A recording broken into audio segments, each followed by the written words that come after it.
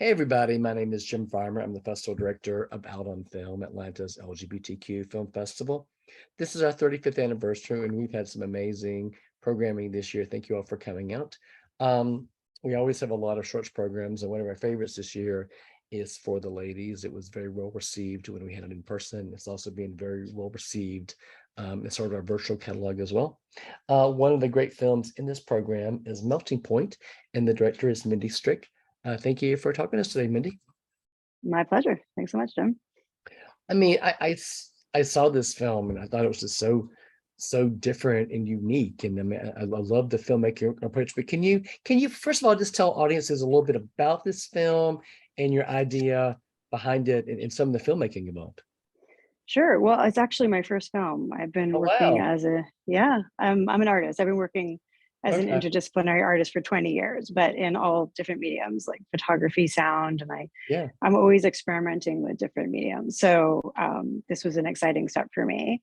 Mhm. Um, in general, what I'm really interested in working on is I map belonging and how we can fully be ourselves. And that this film is really about embracing my own sexuality. And I'm really interested in looking like exploring different ways to show sex, really, Mhm. and to transform it and from the familiar to the unfamiliar. And so what Melting Point is I took a thermal camera, which records temperature rather than light, which is what obviously all film cameras do. Mhm. And I just wanted to see what happens because basically it translates temperature into different colors. So cool colors, cool temperatures, excuse me, are blacks and purples. And in the film, you see that represented like, well, play with some ice. And warm temperatures are like oranges and pinks and reds all the way up to white. And so I'd been playing with this camera for a while because I just thought it was kind of cool and experimenting, really just on myself and my partners. And then I just thought, you know what? It's time to be bold enough to actually make something with this, to actually like Yeah. see if I can capture something different. Mhm. And specifically, I'm interested in women's sexuality and how to explore queer desire and women's sexuality in a way that's like without shame, just Yeah. putting it out there. Like this is who I am, and to see how to look at it differently. So When yeah. did when did you start making this and how long did it take? So I picked up the thermal camera probably about 5 years ago when I started Okay. playing with these ideas. Yeah. But then I put it aside for lots of other projects. And then a year ago, really, as I was kind of coming to terms with a lot of things in my own work and sort of being brave enough to be vulnerable, I would say, like through a lot of my own work. And this is just something I'd wanted to get back to and say, and because it's about me ultimately, and it's me in it. That's the thing. It's like I used myself as a subject along with my girlfriend. We acted in it, and so it was. I picked up the camera and honestly just made it like I didn't know if it was what was going to happen with it.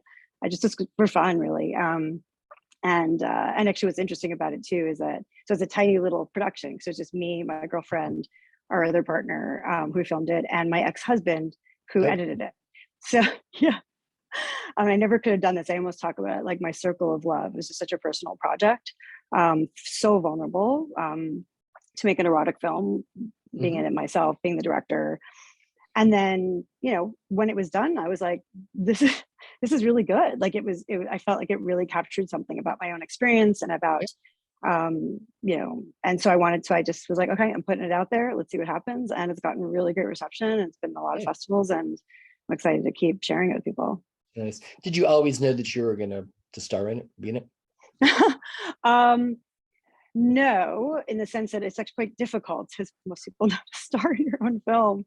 But it was during COVID, and so there's a couple things. One, it was during COVID, and I wasn't even sure who I could get to be in it, Yeah.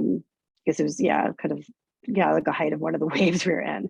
But then also, I guess at the end of the day, I just felt like this really grew out of my own experience, my own exploration, very personal story of really reclaiming my own sexuality, realizing I was queer, becoming polyamorous, and I wanted to make it with my girlfriend, and it just felt right, even though it was pretty terrifying to do. Yeah. So As a programmer, I see lots of films every year, and I see a lot of sexuality um, in films that are geared toward men. Not so much sexuality in films that are Mm. specifically made by women or for women. I was very impressed with this. I thought it was very bold. But why do you think that sexuality isn't as, prevalent, in films for women, whereas it's pretty common for men? I mean, there's where do I start, right? I mean, first of all, I hope this film is for everybody, right? Like it Right, was very exactly. personal, you know.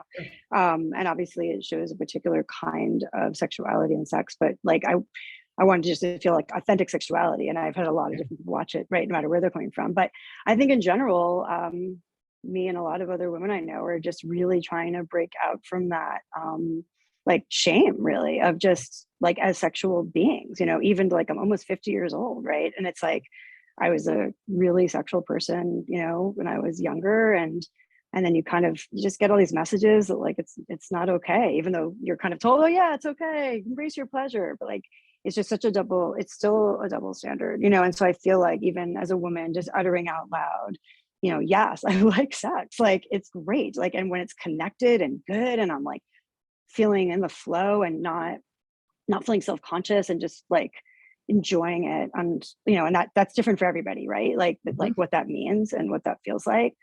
Then I feel like if one person can kind of step out and make something or do something that just reclaims that in a way and kind of tries to like what I wanted the film to do and why I use this medium, because I feel like a lot of women's sexuality, when you do see it in film or in art, it's like it can be either very sentimental, like kind of soft focus sexuality, and or you know, pornographic. Of course, there's tons of porn with women, and it's great. Like I love porn. This is porn, you know, but it's like it's also art. I hoped it would kind of transcend the genre, because Mhm. that would just look different and carve a path of that makes, yeah, it just makes us look at it differently, which I think it did. So Yeah. So was Frameline your world premiere? yeah, it was my in-person world premiere. It was Okay. sort of had a sneak peek at a festival called Cinekink Yeah. that was in New York, but was all virtual.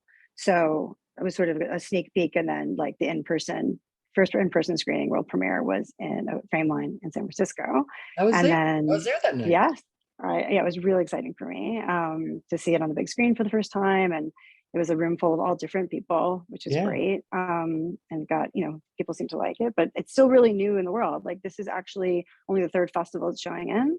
Really? Okay. Um, and then I have a whole bunch of ones coming up. Seattle, Queer Film Festival, Berlin, Porn Film Festival in Berlin, which I'm Mhm. going to, which should be really exciting. Melbourne, just got into a festival in Zurich. Anyway, a whole bunch of ones keep coming up, which is really exciting, Nice. and just trying to figure out where else to put it, because it's a unique piece, I think. And trying to find a spot actually for an erotic film is that's a challenge, right? Because it's still explicit, even though it's a different medium. I Yeah. mean, I have been told by people that it kind of transcends that, like by not being, uh, you know, by being this thermal image. But it's still hard to know where to put it. You mentioned that you're an artist and this is your Mhm, first film, and mhm. obviously this is a very unique film. It's very individualistic. Has the success of this sort of spurred you on to wanting to do more films like this? I mean, I don't know if films like this exactly, everything I do tends to be different, but yes, I'm really interested in continuing work Yeah. in film and video. Especially I come from a photography background, so I've been making photographs in all sorts of ways, always playing with image. Mhm. So starting to work with moving image is like the Yeah. natural next step for me. And for me, again, it's really always about like transforming the familiar, what we think we know, Yeah. and how do we like shape it, play with it, and just see what emerges at the end of the day. Because I think that's like what, I mean, that's what life is about, right? It's like we just take each day and see as it comes, and not judge ourselves, um not worry too much, just do it, you know. And it's like just the creative process alone, and the medium, and see what emerges from our sexuality, see what emerges from our lives, and then keep putting it out there, share our stories, have better conversations about, be more open about those things that we can all be scared to talk about. Yeah. And I hope I can continue to do that in future projects. Final question. And I Yeah. ask this of all of our filmmakers, but why do you think representation is so important? Why do you think it's important to have queer filmmakers telling these kind of stories and continuing to get them out there into the world?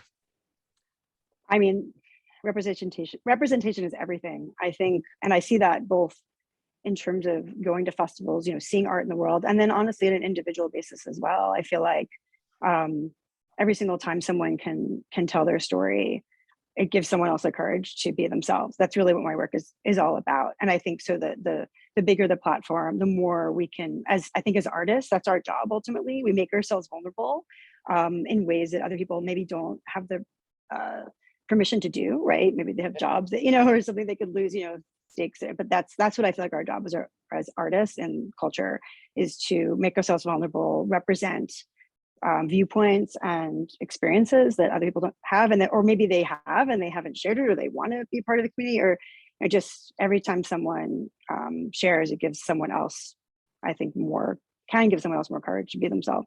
So Okay, great. The program is for the ladies. It premiered at Out on Film in person September 28th. It's now streaming through October the 9th.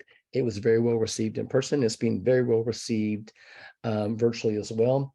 One of the films in the program is Melting Point by director Mindy Stricke. It's her first feature, and we all liked it a lot. Mindy, thank you so much for sharing this film with us. Thanks for submitting it to us, and thanks for taking the time to talk to us tonight. well, thank you so much for accepting the film and including it in the festival. I was really thrilled to be part of it. It was our pleasure. You have a good evening. You too. Thanks so much.